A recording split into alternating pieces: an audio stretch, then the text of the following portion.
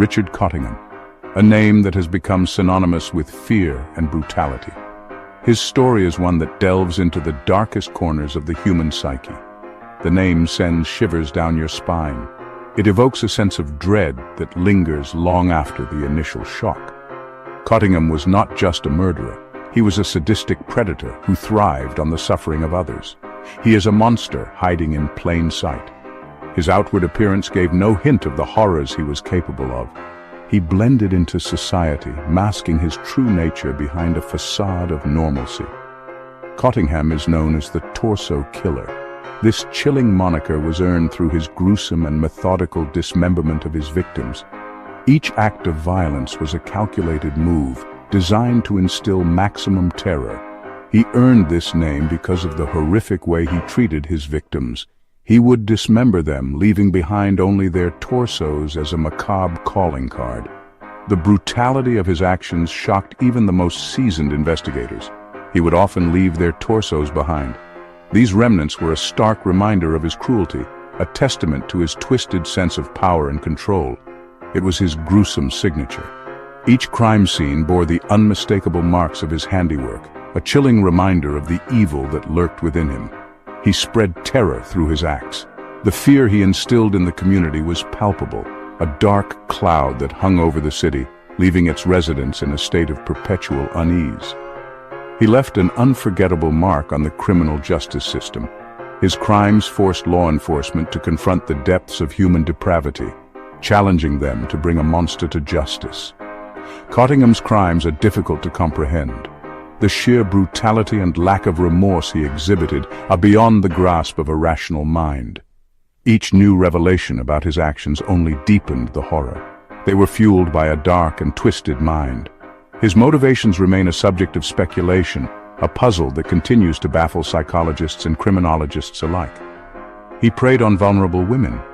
These were individuals who, in their most vulnerable moments, encountered a predator who saw them as nothing more than objects for his sadistic pleasure. He subjected them to unimaginable horrors. The details of his crimes are so grotesque that they defy belief, painting a picture of a man whose capacity for evil knew no bounds. His reign of terror lasted for years. During this time, he left a trail of fear and devastation, his actions casting a long shadow over the lives of his victims and their families. He left a trail of devastation in his wake.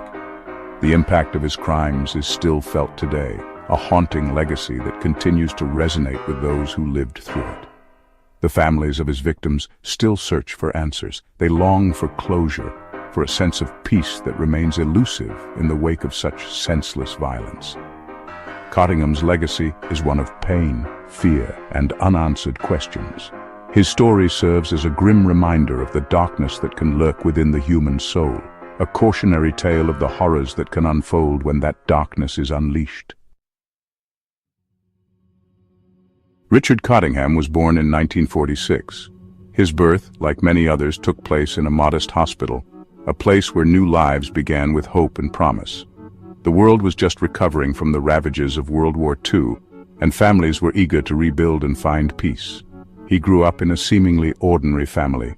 The Cottinghams were like any other family of the era, striving for the American dream. They spent evenings together in their cozy living room, surrounded by the warmth of family bonds and the simplicity of 1950s life. They lived in the quiet suburbs of New Jersey. The neighborhood was a picture of tranquility, with tree-lined streets and well-kept lawns. It was the kind of place where children played freely, and neighbors knew each other by name. On the surface, there was nothing remarkable about his early life. Richard participated in family picnics and neighborhood games, blending in seamlessly with the other children. His childhood appeared to be filled with the same joys and challenges as any other. Some say this makes his descent into darkness even more unsettling. The contrast between his seemingly normal upbringing and the horrors he would later commit is stark and chilling. It serves as a reminder that appearances can be deceiving. It shows that evil can lurk in the most unexpected places. Even in the heart of a peaceful suburb, darkness can take root and grow, hidden behind the facade of normalcy. Behind the facade of normalcy, there were hints of trouble. Family photos reveal moments of tension, and Richard's expression sometimes betrayed a deeper, more troubled inner world. Cottingham was a quiet child. He kept to himself. While other children played together, he often preferred solitude, sitting alone on a swing or quietly observing from a corner. Some reports suggest he engaged in disturbing behavior. There were whispers among neighbors and classmates about his odd and sometimes unsettling actions. He reportedly tortured and killed animals. This behavior, often seen as a red flag, hinted at a much darker side to his personality, one that would later manifest in far more horrifying ways. This is a chilling foreshadowing of the horrors he would later inflict on humans. The early signs of cruelty were a prelude to the monstrous acts that would shock the world.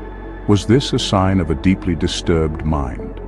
Psychological evaluations might have provided insights, but back then such behaviors were often overlooked or misunderstood. Or were these merely the actions of a troubled child? The line between a troubled youth and a future predator is thin and often blurred, making it difficult to discern the true nature of his early actions. Whatever the truth, these early warning signs went largely unnoticed. The quiet streets and dimly lit rooms of his childhood hid the brewing storm within him. This left a monster in the making, free to roam and eventually claim his victims. The unnoticed signs and unheeded warnings allowed a predator to grow in the shadows, leading to a future filled with terror and tragedy. What transforms a seemingly ordinary person into a cold-blooded killer?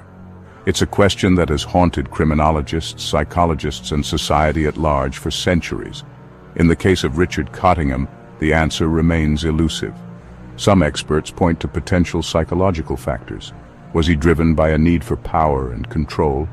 Was he seeking to exert his dominance over the most vulnerable members of society? Others speculate about the role of sadism and a fascination with death. Cottingham's crimes were exceptionally brutal. He seemed to relish the suffering of his victims. This suggests a level of depravity that goes beyond simply taking a life. It hints at a deep-seated darkness within him. Perhaps it was a combination of factors that led him down this horrifying path. The truth may never be fully understood. Section 4. Hunting Ground, New York City. By the 1970s, Richard Cottingham was living a double life. On the surface, he appeared to be just another face in the crowd, blending seamlessly into the bustling streets of New York City. He had a wife and children, a picture-perfect family that masked the darkness within.